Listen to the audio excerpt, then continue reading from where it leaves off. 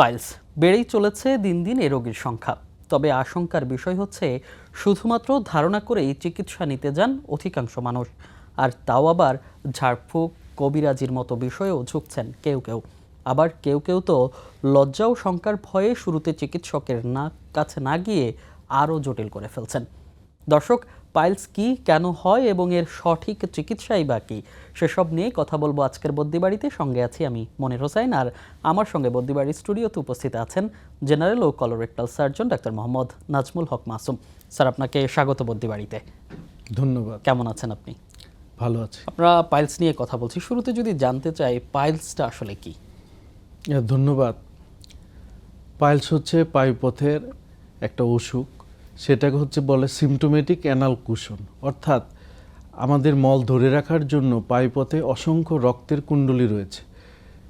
সেটা যদি কতগুলি ভেন বা যেটাকে আমরা বলি রক্তনালী রয়েছে, রক্তনালীগুলি যদি অনেক সময় ফুলে যায় বা ফেটে রক্ত বের হয়, এবং সেই লক্ষণগুলি হলে পাইলসের দেখা যায়।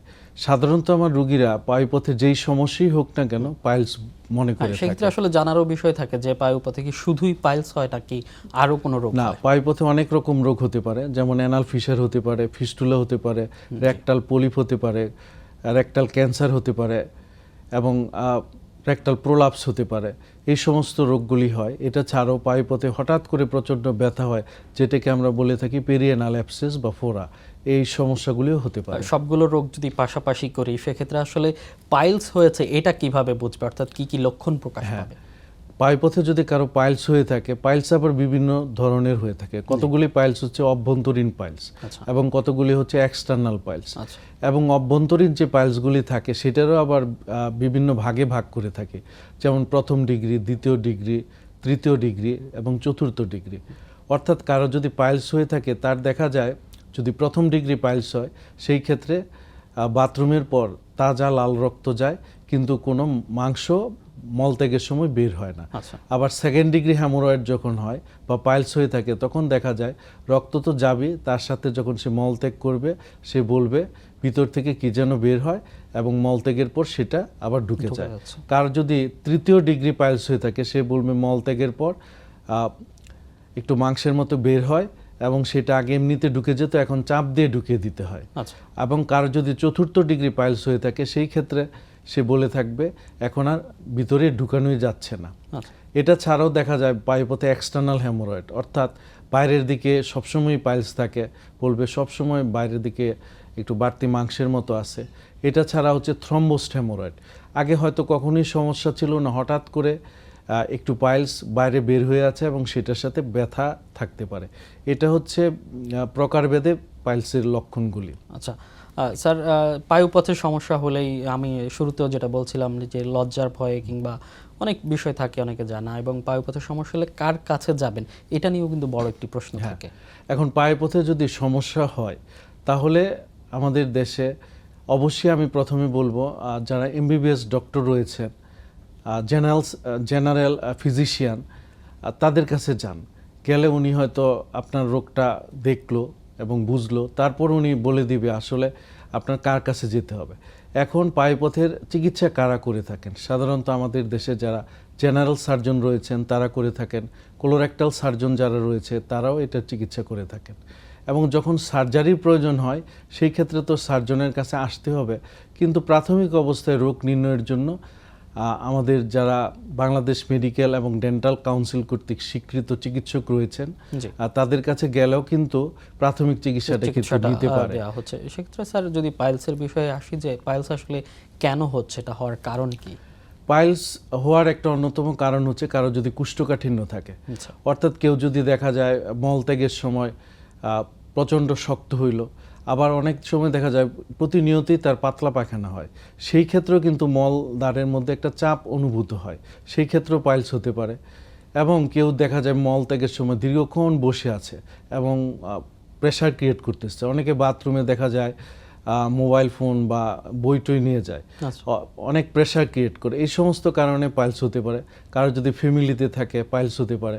অনেক সময় আমাদের দেখা যায় বিভিন্ন রোগ থাকে, হাইপোথাইরয়েডিজম, সেই ক্ষেত্রে কোষ্ঠকাঠিন্য থাকে, বাথরুম হতে চায় না, পাইলস হতে পারে। অনেক ঔষধের কারণে কিন্তু যারা দেখা যায় দীর্ঘদিন ধরে ক্যালসিয়াম জাতীয় ঔষধ অথবা উচ্চ রক্তচাপ নিয়ন্ত্রণের ওষুধ খেয়ে থাকেন, আয়রন জাতীয় ওষুধ খেয়ে থাকেন, তাদেরও কিন্তু কোষ্ঠকাঠিন্য হয়, সেই ক্ষেত্রে তার পাইলস হতে পারে। এবং মহিলাদের ক্ষেত্রে দেখা যায় পেটে যখন বাচ্চা আসে তখন শরীরের অনেক রকম হরমোনাল পরিবর্তন হয়, সেই ক্ষেত্রে বাথরুমে যদি তার সমস্যা হয়, প্রেশার অনুভব হয়, তারও কিন্তু পাইলস হতে পারে। আচ্ছা, সেক্ষেত্রে চিকিৎসা কি রয়েছে আমাদের? প্রাথমিক অবস্থায় কারো যদি পাইলস হয়ে থাকে আমরা সাধারণত রোগটা আগে নির্ণয় করি। আমি ইতিপূর্বে বললাম যেমন মলদ্বারে বিভিন্ন রকম রোগ হয়, অ্যানাল ফিশার হতে পারে, পাইলস হতে পারে, ফিস্টুলা হতে পারে, পেরিঅ্যানাল অ্যাবসেস হতে পারে, রেকটাল ক্যান্সার হতে পারে, প্রোলাপস হতে পারে। এখন এটা কি তার পাইলস হয়েছে কিনা এবং পাইলসটা কি রকম, এটা কি first degree, second degree, third degree, fourth degree, নাকি এক্সটার্নাল, নাকি ইন্টারনাল এক্সটার্নাল, দুইটা কম্পোনেন্টই আছে। এই রোগটা নির্ণয় করে তারপর আমার চিকিৎসা নির্ধারণ করতে হবে। যদি দেখা যায় কারো প্রথম ডিগ্রি হেমোরয়েড হয়ে থাকে, যেটা অভ্যন্তরীণ, তার মাঝে মধ্যে একটু রক্ত যায়, তাজা লাল রক্ত, সেটা আমরা কিভাবে নির্ণয় করি? সাধারণত আমাদের রোগীরা যখন সার্জনের কাছে আসে তখন সেটা আমরা রোগীর ইতিহাস শুনি এবং সাথে সাথে পায়ুপথটা কিন্তু পরীক্ষা করতে হয়। পায়ুপথের ক্ষেত্রে আমরা গ্লাভস পরে ডিজিটাল রেকটাল এক্সামিনেশন করে থাকি এবং ছোট্ট একটা যন্ত্র দিয়ে পরীক্ষা করি যেটা বলে প্রোক্টোস্কোপি। এটার মাধ্যমে কিন্তু তার আসলে পাইলসটা কি ধরনের সেটা আমরা নির্ণয় করতে পারি। শুধু কথা শুনে কিন্তু তার পাইলস হয়েছে না অ্যানাল ফিশার হয়েছে এটা কিন্তু সঠিকভাবে নির্ণয় করা যায় না।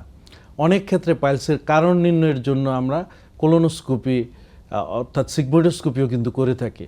কারণ কারো যদি দেখা যায় ইনফ্লেমেটরি বাউল ডিজিজ, যেটাকে বলি আইবিডি হিসেবে পরিচিত, এইরকম সমস্যা থাকে, তারও কিন্তু অনেক সময় আমাদের পাইলস নিয়ে প্রেজেন্ট করে আসে।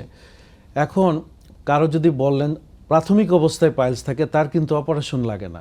90% ক্ষেত্রে কিন্তু তার ঔষধপত্রের মাধ্যমে এবং লাইফস্টাইল চেঞ্জ, অর্থাৎ সে যদি কোষ্ঠকাঠিন্যটা এড়িয়ে চলে, প্রচুর পরিমাণে পানি, শাকসবজি খায়, অর্থাৎ 2 থেকে 3 লিটার পূর্ণবয়স্ক মানুষ পানি খায়, সবজি খায়, নিয়মিত তার মলত্যাগের অভ্যাস থাকে, দীর্ঘ সময় টয়লেটে বসে থেকে অযথা প্রেশার ক্রিয়েট না করে, তার কিন্তু পাইলস হওয়ার সম্ভাবনা কমে যায়। এবং যদি তার কোষ্ঠকাঠিন্য থাকেও, সে যদি একটু ইসবগুলের ভুসি 4 চামচের পরিমাণ পানিতে ভিজিয়ে সাথে সাথে খেয়ে ফেলে, কখনো কোষ্ঠকাঠিন্য হলে ল্যাকটোলোজ জাতীয় অথবা পায়খানা নরম করার জাতীয় ওষুধ খায়, কোষ্ঠকাঠিন্যটা পরিহার করে, তারও কিন্তু পাইলস হওয়ার সম্ভাবনা অনেক কমে যায়। এবং কারো যদি ফার্স্ট ডিগ্রি হেমোরয়েড বা পাইলস থাকে, সেই ক্ষেত্রে আমরা ঔষধ দিয়ে থাকি, যেমন ডায়াসমিন, হ্যাসপেরিডিনের প্রিপারেশন বাজারে বিভিন্ন নামে পাওয়া যায়, যেমন ড্যাফলন, নরমানাল, ডায়োহেস, এবং এই ওষুধগুলি খেলেও কিন্তু ফুলাটাও কমে যায়, অনেক সময় রক্ত বন্ধ হয়ে যায়। যদি বন্ধ হয়ে যায় তার কিন্তু অপারেশনেরও কোনো প্রয়োজন হয় না। শুধুমাত্র কারো যদি থার্ড ডিগ্রি বা ফোর্থ ডিগ্রি হেমোরয়েড হয় বা পাইলস হয় এবং সেটা ঔষধের মাধ্যমে কোনোভাবে নিয়ন্ত্রণ হয় না, আর সেই ক্ষেত্রে কিন্তু তার অপারেশনের প্রয়োজন হয়ে থাকে। আর সেক্ষেত্রে পাইলস কি নিরাময়যোগ্য কিনা? হ্যাঁ, অনেকের ধারণা পায়ুপথের সমস্যা হলে এটা ঠিক হয় না, এটা বারে বারে তার অপারেশন করতে হয়, এটা কখনোই ভালো হয় না। এই ধারণা আমি বলবো অত্যন্ত অমূলক। আমি ইতিপূর্বে যেটা বললাম, যদি আমরা পাইলস নির্ণয় করে থাকি, সেটা প্রাথমিক অবস্থায় থাকে, তার কিন্তু কোনো অপারেশনের প্রয়োজন হয় না। শুধুমাত্র জীবনযাত্রা নিয়ন্ত্রণ করে, অর্থাৎ প্রচুর পরিমাণে যেটা বললাম শাকসবজি খেয়ে, পানি পান করে, মলত্যাগের অভ্যাস করে সে কিন্তু ভালো থাকতে পারে। এবং যেই অপারেশনগুলিও যাদের ক্ষেত্রে প্রয়োজন হয়, সেই ক্ষেত্রেও কিন্তু আমরা বিভিন্নভাবে করে থাকি। আজকাল মডার্ন চিকিৎসা রয়েছে, লেজারের মাধ্যমে চিকিৎসা করা হয়, তারপর হচ্ছে যে পাইলসের ব্যান্ডিং করা হয়, আবার স্টেপলার গানের মাধ্যমে আমরা চিকিৎসা করে থাকি, যেটা বলে স্টেপল হেমার্ডোপেক্সি। এবং কখনো কখনো দেখা যায় কনভেনশনাল মেথডে অপারেশন করা হয়, এটা আমরা ওপেন হেমারোইডেক্টমি বলি। অর্থাৎ যেই অপারেশনই করা হোক, যদি সঠিকভাবে ভালো একজন দক্ষ সার্জন করে, এটার থেকে নিরাময়ের সম্ভাবনা প্রায় 100%। অর্থাৎ একবার সার্জারি, অর্থাৎ একবার যদি চিকিৎসা করা হয়, সেক্ষেত্রে সঠিকভাবে যদি করা হয় সেটার আর প্রয়োজন হয় না। আচ্ছা, সেক্ষেত্রে যদি একটু জানতে চাই, এবং আমরা বিভিন্ন সময় আসলে দেখি এবং সোশ্যাল মিডিয়া এবং রাস্তায় চলতেও কিন্তু দেখি স্যার 15 দিনে চিকিৎসা, কিংবা এই চিকিৎসা ওই চিকিৎসা কবিরাজ, এই চিকিৎসাগুলো আসলে কতটা বিজ্ঞানসম্মত এবং সেখানে গিয়ে কি আসলে সুস্থ হচ্ছে কিনা রোগীরা? না, এটা আমি বলবো অনেক সময় আমাদের রোগীরা এই সমস্ত বিজ্ঞাপনে প্রলুব্ধ হয়ে অনেক সময় প্রতারণার শিকার হয়। আচ্ছা, আর যেটা বললাম, যাদের আসলে পায়ুপথের রোগ সম্পর্কে সঠিক জ্ঞান নেই বা এটা বিজ্ঞানসম্মত কোনো নলেজ নেই, তারা অনেক ক্ষেত্রে রোগটা নির্ণয় করতে পারে না। দেখা যায় পায়ুপথে কারো রয়েছে ফিস্টুলা, সে হয়তো পাইলসের চিকিৎসা দিয়ে যাচ্ছে। অনেক ক্ষেত্রে দেখা যায় তার ক্যান্সার হয়ে বসে আছে, সেটাকেও কিন্তু সে বিভিন্ন রকম পাইলসের চিকিৎসা দিচ্ছে। এবং এমন চিকিৎসা হয় অনেক সময় দেখা যায় রোগীরা মনে করে থাকে বাড়তি একটু মাংসের মতো, ওখানে দেখা যায় বিভিন্ন কোরোসিভ এজেন্ট অর্থাৎ অ্যাসিড জাতীয় পদার্থ লাগিয়ে দেয়।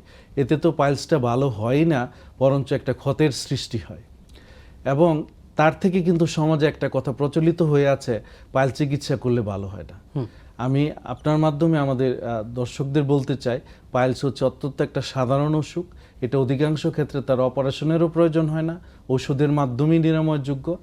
এবং যদি অপারেশনও করা হয়, সেটার আধুনিক চিকিৎসা পদ্ধতি রয়েছে এবং অপারেশনের সফলতার পরিমাণ প্রায় 100 ভাগ। স্যার, এই বিষয়টা, এরকম ঘটনা আসলে আপনার সাথে ঘটেছে কিনা বা এরকম কোনো রোগী আপনি পেয়েছিলেন কিনা যে অনেক সময় অনেক জায়গা ঘুরে এসে পরে এটাকে সিরিয়াস অবস্থা করে আপনার কাছে এসেছে? এরকম আমরা অনেক রোগী পাই। অনেক সময় দেখা যায় অনেক ডক্টর বা আমাদের সমাজে তো অনেকেই চিকিৎসা করে থাকে, তাদের শরণাপন্ন হন এবং রুগীটাকে আমি যেটা বললাম, আমাদের রুগী দেখতে গেলে 3টা স্টেপ অতিক্রম করতে হয়। তার ইতিহাস শুনতে হয় সঠিকভাবে সময় দিয়ে এবং পায়ুপত্র পরীক্ষা করতে হয়, যেটা বললাম ডিজিটাল রেকটাল এক্সামিনেশন, এবং প্রোক্টোস্কোপি করতে হয়, কখনো কোলোনোস্কোপি করার প্রয়োজন হয়ে থাকে। দেখা যায় পায়ুপথে ক্যান্সার হয়ে বসে আছে, সে মনে করতেছে পাইলস, কিন্তু এই দীর্ঘদিন ধরে পাইলসের চিকিৎসা নিচ্ছে। তখন দেখা যায় যে ক্যান্সারটা প্রাথমিক অবস্থায় আসলে সম্পূর্ণ নিরাময়যোগ্য ছিল, সেটা অ্যাডভান্স হয়ে গেছে, বিভিন্ন জায়গায় ছড়িয়ে গেছে। এরকম অসংখ্য রোগী পেয়েছি। এবং কিছু রোগী পেয়েছি আমরা, যেটা হচ্ছে ওই বিভিন্ন কবিরাজের কাছে বা বিজ্ঞাপন দেখে গিয়েছে, এটার পায়ুপথে বিভিন্ন রকম করোসিভ এজেন্ট অ্যাসিড জাতীয় পদার্থ লাগিয়ে দিয়েছে, পরে একটা পার্মানেন্ট একটা ক্ষতর সৃষ্টি হয়েছে। অনেক সময় দেখা যায় পায়ুপথটা চিকন হয়ে গেছে, অথবা পায়ুপথে বিভিন্ন ঘা হয়েছে, তাদেরকে দেখা গেছে পেটের মধ্যে তখন আমাদের বাইপাস করে দিতে হয়েছে, এমন মানে তার ক্ষতের পরিমাণ হয়েছে। আমি মনে করব যে রোগী হোক না কেন, আমাদের দেশে স্বাস্থ্য কমপ্লেক্স রয়েছে, থানা হেলথ কমপ্লেক্স রয়েছে, মেডিকেল কলেজ রয়েছে, জেলা হসপিটাল রয়েছে, সেখানে সরকারিভাবে আমাদের চিকিৎসকরা রয়েছেন। ওখানে কিন্তু তেমন খরচেরও বিষয় না, রোগীরা যদি সেখানে যায় অন্তত সঠিক পরামর্শটা পাবে।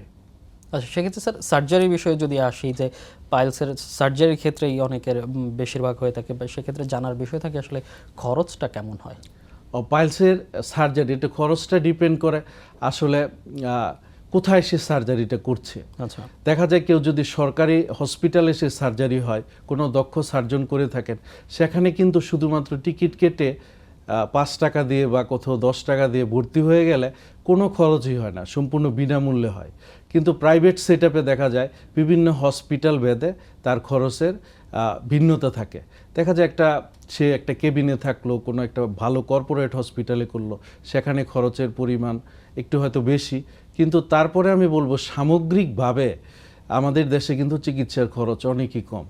আচ্ছা, কারণ ওই যে সরকারের ক্ষেত্রে অনেক সময় যে সিস্টেমে আমরা পড়ে যাই, সেক্ষেত্রে সবার পক্ষে আসলে সম্ভবও হয় না। সরকারি কিন্তু সবার জন্যই দ্বার উন্মুক্ত, কিন্তু আমাদের দেশে দেখা যায় জনসংখ্যা বেশি, রোগী বেশি, রোগীরা হসপিটালে আসে, একটু দীর্ঘ প্রতীক্ষায় থাকতে হয়। কিন্তু সেখানে কিন্তু কেউ যদি মনে করে খরচের জন্য চিকিৎসা করতে পারছি না, আমি মনে করি এটা অত্যন্ত একটা ভ্রান্ত ধারণা। যে কোনো পেশেন্ট, আমি ঢাকা মেডিকেলে দীর্ঘদিন ধরে কাজ করছি, ইমার্জেন্সি যে কোনো রুগী যে আমাদের 24 ঘন্টায় কিন্তু অপারেশন হয়, এবং যে সার্জনই করেন সবাই অন্তত চেষ্টা করেন সেটা যেন সঠিকভাবে করা যায়। স্যার, আমরা সার্জারির বিষয়ে আরও যদি বলতে চাই, যে সার্জারির অনেকে কাটা ছেঁড়া ভয় করছেন বা ভয় করেন, ভয়ে যেতে চান না, সেক্ষেত্রে এটা বিকল্প কোনো চিকিৎসা আছে কিনা? আপনি খুব ভালো প্রশ্ন করেছেন। সার্জারি মানে কিন্তু কিছু না কিছু কাটা ছেঁড়া হয়, আর যদি কাটা ছেঁড়াই না হইতো তাহলে সেটা তো আর সার্জারি হইতো না। এই ক্ষেত্রে যেটা আগে যেমন আমরা কনভেনশনাল পদ্ধতিতে পাইলসের যে চিকিৎসা করতাম, দেখা যেত তার ক্ষতের সৃষ্টি হইতো এবং তার ড্রেসিং লাগতো এবং মলত্যাগের পর কিছুটা ব্যথা হতো। এখন আধুনিক চিকিৎসা রয়েছে, যেমন আমরা অনেক রোগীর ক্ষেত্রে দেখা যায় যদি একটা ব্যান্ডিং করে দিই, যে পাইলসটা রয়েছে সেখানে একটা ব্যান্ডিং করি, সেখানে কিন্তু ব্যথা হয় না। এবং লেজারের মাধ্যমে যদি চিকিৎসা করি সেই ক্ষেত্রে কিন্তু ব্যথা হয় না। কিন্তু সব পাইলসের ক্ষেত্রে কিন্তু আবার লেজার করা যায় না। যাদের হয়তো 2nd ডিগ্রি হ্যামোরয়েড বা 1st ডিগ্রি হ্যামোরয়েড এবং সাইজটা ছোট, সেই ক্ষেত্রে লেজারটা অ্যাপ্লিকেবল। কিন্তু কারো ক্ষেত্রে দেখা যায় পাইলসের পরিমাণটা বেশ বড় হয়ে গেছে এবং বাইরের দিকের কম্পোনেন্টগুলি বেশি, সেই ক্ষেত্রে আমাদের কনভেনশনাল পদ্ধতিতে অপারেশন করতে হয়। স্যার, এর আগে আপনি ক্যান্সার নিয়ে বলছিলেন, সেক্ষেত্রে আসলে বায়ুপথের ক্যান্সার নিয়ে বলছিলেন, পাইলস থেকে ক্যান্সার হয় কিনা? আমি যেটা আপনার মাধ্যমে সবাইকে আশ্বস্ত করতে চাই, পাইলস থেকে কিন্তু কখনো ক্যান্সার হয় না। আচ্ছা, পাইলস থেকে হয়তো 1st degree 4th degree haemorrhoid হইতে পারে, অথবা এটার মধ্যে থ্রম্বোসড হ্যামোরয়েড হইতে পারে, কিন্তু পাইলস থেকে ক্যান্সার হবে না। ক্যান্সার সম্পূর্ণ একটা আলাদা একটা অসুখ। কারো দেখা যায় বংশে যদি ক্যান্সার থাকে, অথবা মামা, দাদা, বাবা, তার ক্ষেত্রে ক্যান্সার হওয়ার ঝুঁকি থাকে। আবার কেউ যদি দেখা যায় আপনার আমাদের কিছু প্রিডিসপোজিং ফ্যাক্টর রয়েছে, যেমন কেউ লাল মাংস যদি বেশি খায়, যেমন গরুর মাংস, খাসির মাংস, তাদের বলা হয় ক্যান্সারের ঝুঁকি থাকে। আবার অনেক সময় দেখা যায় আমাদের যে চলমান প্রক্রিয়া, সেই ক্ষেত্রে কিছু জেনেটিক মিউটেশনের মাধ্যমে কিন্তু হঠাৎ করেও কিন্তু ক্যান্সার হতে পারে। এই ক্ষেত্রে বলা হয় বিভিন্ন রকম আমরা খাবার খাই, যেটা হচ্ছে ফুড অ্যাডাল্টারেশন হয়। তাই যে একটা খাবার বা বারবার দেখা যায় একই তেলের মধ্যে ভেজে ভেজে দেয়া হচ্ছে, এবং এনভায়রনমেন্টাল পলিউশন, সেগুলিও কিন্তু অনেক ক্ষেত্রে ক্যান্সার সৃষ্টির জন্য দায়ী। কিন্তু পাইলস থেকে কখনো ক্যান্সার হয় না। স্যার, আমরা একদম শেষের দিকে চলে এসেছি। আমরা তো পাইলস নিয়ে কথা বলছি, পাইলস যাতে না হয় সেক্ষেত্রে আমাদের যারা দর্শক আছে তাদের আসলে কি ধরনের সচেতন থাকা উচিত? অত্যন্ত সহজ বিষয়। আপনি যদি পাইলসকে প্রতিরোধ করতে চান, সেই ক্ষেত্রে আমি বলবো আপনার খাদ্য তালিকায় মাছ, মাংস সবই খেতে পারবেন, কিন্তু প্রচুর পরিমাণে শাকসবজি খেতে হবে, সবুজ শাকসবজি, ফলমূল। আপনার যদি কোষ্ঠকাঠিন্যটা দূর করতে পারেন এবং আপনি যদি প্রতিদিন কায়িক পরিশ্রম করেন, হাঁটাহাঁটি করেন এবং প্রত্যেক দিন একটা নির্দিষ্ট সময়ে অর্থাৎ প্রত্যুষে মলত্যাগের অভ্যাস রাখেন, মলত্যাগ করতে যে অতিরিক্ত সময় না নেন, অথবা স্ট্রেনিং যেটা বলে আমরা বলি চাপ সৃষ্টি যদি না করি, তাহলে কিন্তু অনেক ক্ষেত্রে আমরা পাইলসটাকে প্রতিরোধ করতে পারি। জি স্যার, অসংখ্য ধন্যবাদ আপনাকে বদ্দিবাড়িতে আসার জন্য। আপনাকেও ধন্যবাদ।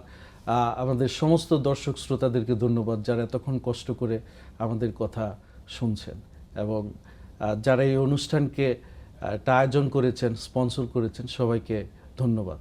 জি, ধন্যবাদ স্যার আপনাকে। দর্শক, আমরা আজকে কথা বলেছি পাইলস নিয়ে, পাইলসের বিভিন্ন সমস্যা এবং প্রতিকার এবং চিকিৎসা নিয়ে। দেখা হবে অন্য কোনো পর্বে অন্য কোনো অতিথি নিয়ে। ততক্ষণ ভালো থাকুন, সুস্থ থাকুন আর সঙ্গে থাকুন সময়ের।